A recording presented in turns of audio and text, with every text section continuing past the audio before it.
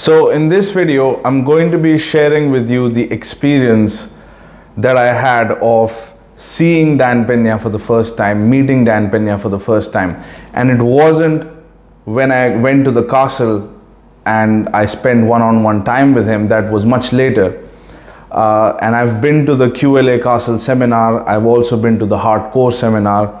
And when I did these seminars, they costed around £20,000 each. And I did both of them in 2019 December.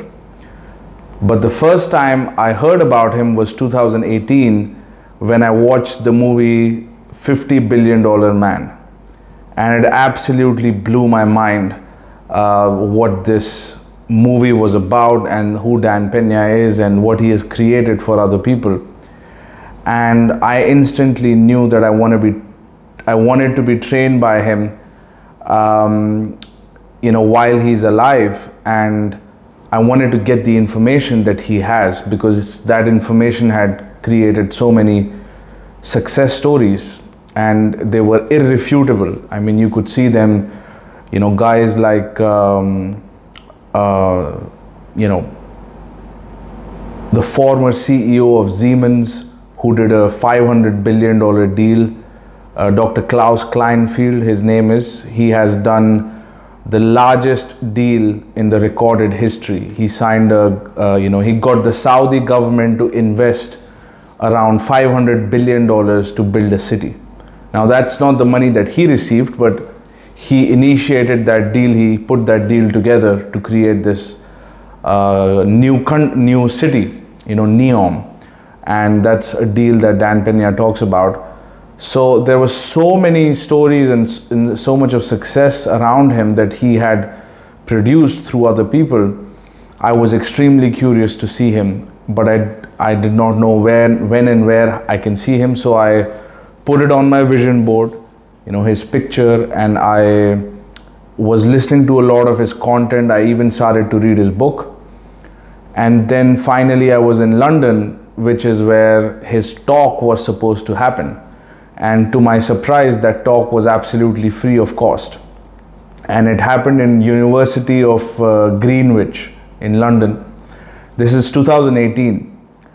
And I was there with my London girlfriend. Some of you might know her from the other video.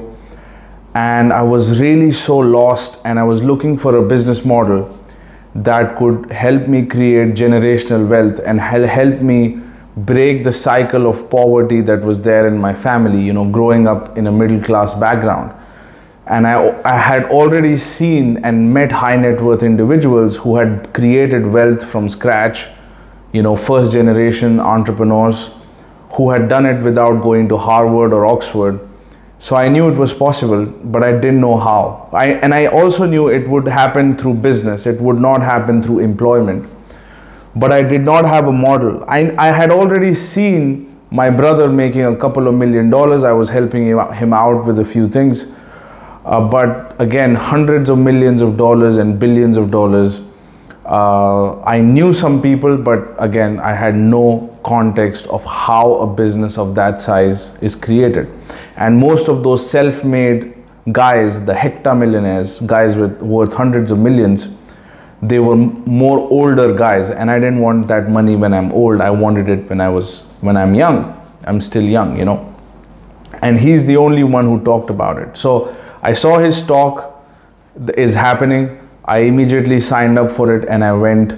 It was a Greenwich University in London. I went with my girlfriend, and as soon as I enter, he's standing right there, and I, quickly jump to the front row.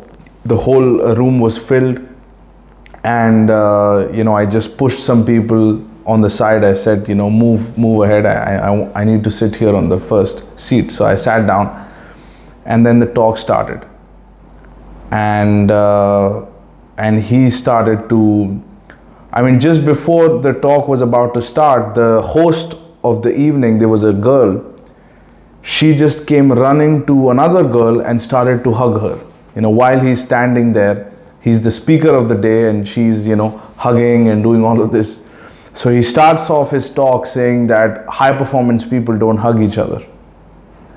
And he was right, confrontational. He wasn't shy or timid about what he felt and what he thought. And he just spoke. And then he talked about how the parents raised their children to be pleasers.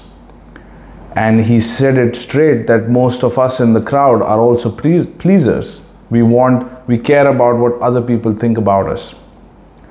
And then he went on to express how he didn't give a shit about what we thought about him. And that separated him from us. And you could see, and I could see, that this man was built completely different. I mean, his whole operating system was totally different.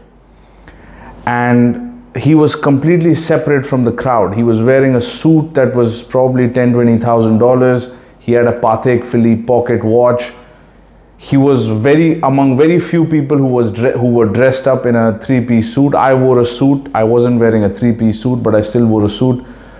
But he looked just different. He talked different. He walked different. He just belonged to a different echelon of the society, and you could tell that he had been in, rooms with powerful people, and he had absorbed those behaviors. And you could see that you don't get to see people like this in real life. You just don't get to see those people. They live in a different world.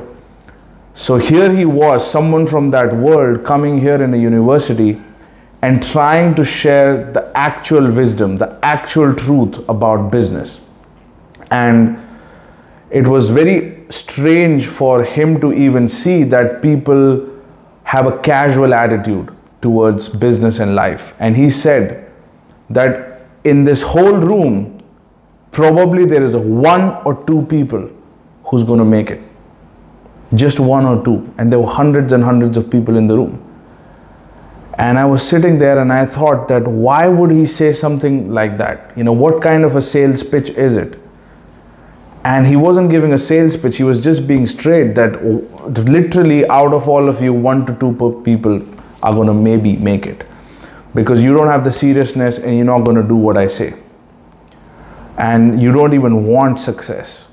He wasn't questioning ability or intelligence. He was questioning that you don't even want it bad enough. You're not even serious. You just hear and you want to talk about success and you want to talk about money, but you're not serious. And I knew I was serious, but I just didn't believe that out of all these people, nobody was serious. How can that be? And I thought he's maybe trying to use reverse psychology, whatever, but that wasn't the case.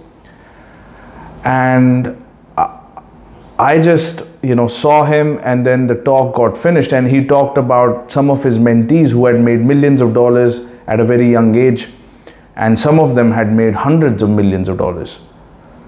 And it was mind-blowing that they did this, some of them did it in 5 to 10 years. And it was extremely remarkable. And then I didn't understand what he talked about, the business aspect. He talked about the results, but I didn't know what the strategy was. But at some point he talked about buying a business, buy, build and sell, buying a business. And I just caught on to that little term from the whole talk. He talked about so many technical stuff. I didn't understand anything, but I understood buying a business. And until that point, I had never considered about buying a business. Even the idea was so new. I had never even heard about somebody buying a business. Maybe public companies merge with each other, but I thought that was a one-off scenario. But buying a business, and that's what I got. Okay, I got buy the business. I still didn't get it. So anyway, the talk got over and I stepped down and I wanted to introduce myself, and he was my idol. He's an icon. I wanted to make sure I shook hands with him. And I noticed this, that the talk just got finished. Everybody just got up and started to leave. And he was standing right there. So you've got a 75-year-old man who took his company public. He converted $820 into $450 million company. He took his company public. And he's sharing his story and he's sharing his results. And he's standing right there. He hasn't left. So you could still walk down and talk to him. Whether he will talk to you back or not, that's a different issue, but you could still step down and talk to him. But no, none of the people, not one guy, went down to say hello or ask a question to him. Not one. And that was really shocking to me. And everybody just went, and I stepped right down and I wanted to introduce myself. I tried to shook his hand, but he kind of ignored me and gave me like a half a hand and didn't even look at me. And I felt like almost heartbroken, you know, just a little thing, and I got heartbroken. I was like, you know, he's my idol and everything. But the thing was that I did not qualify myself to him as someone serious. I was just there for a free talk. You know, why would he take me seriously? I mean, the whole room is filled with clowns and, you know, people who with casual attitudes. Most of them are going to go and get jobs. They're not going to build businesses, and, you know, very few of them are going to make any serious amount of money. Maybe they were more excited to go have drinks afterwards. But I was there and I wanted to learn from him, and I didn't like the fact that he didn't acknowledge me because I was serious, but he didn't know that I was serious. So fast forward, I wanted to do his seminar and I didn't know what it was about. I really did not know. I had a vague idea about what it's about, but I didn't know that it was about buying businesses and creating like wealth from buying businesses, buying multi-million-dollar businesses. That idea was so foreign to me. And like that night, I really confronted myself that, do I want to be rich? There is going to be a price to pay. There is going to be price, there's going to be sacrifices. I may even have to give up the relationship that I'm in. But there's only one life, and how do I want to live? Do I want to live like the sheep that was there in the room, you know, who were hypnotized and who, you know, drinks and all of these things were more important to them than super success and high performance? Or do I want to be class apart? Do I want to be someone who is extraordinary? And to be extraordinary, there'll be a price to pay, you know.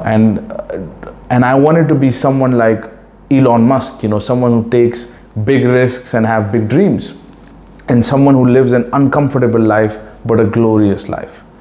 But you got to have a pathway, a plan, a roadmap, and a mentor who can guide you. So I knew that he's the one, and time was ticking. And a couple of lessons that I got was that I cannot be a pleaser and I cannot worry about what other people think about me. So just after the seminar, after the talk was over, I just walked into a restaurant. My girlfriend was next to me and I said, table for two. And there were a couple of people standing outside. I just ignored them. I walked past them and my girlfriend was like, what are you doing? You know, it's so rude and we must stand in line. And I was like, I have stood in line my whole life. Why would I stand in line now? I'm going to go straight ahead. I'm not breaking the law, you know. And she was like, no, it's rude and you're being rude. And I was like, you trying to regulate my behavior? You're trying to control me? And I immediately saw that there was a mismatch between who she was and who I was and who I wanted to be.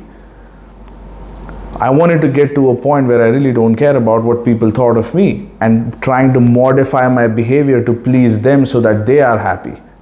You know, what kind of life is that? And I had stood in lines my whole life. I don't want to stay in the line, you know. And we had a little argument and I knew that she's not the girl. I loved her. It was a great relationship, but I knew it wasn't the girl.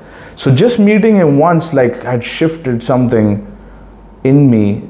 Just his behavior and how he demonstrated himself just absolutely shifted me. And he certainly didn't care about what I thought about him. I mean, he just gave me half a hand, whatever, you know.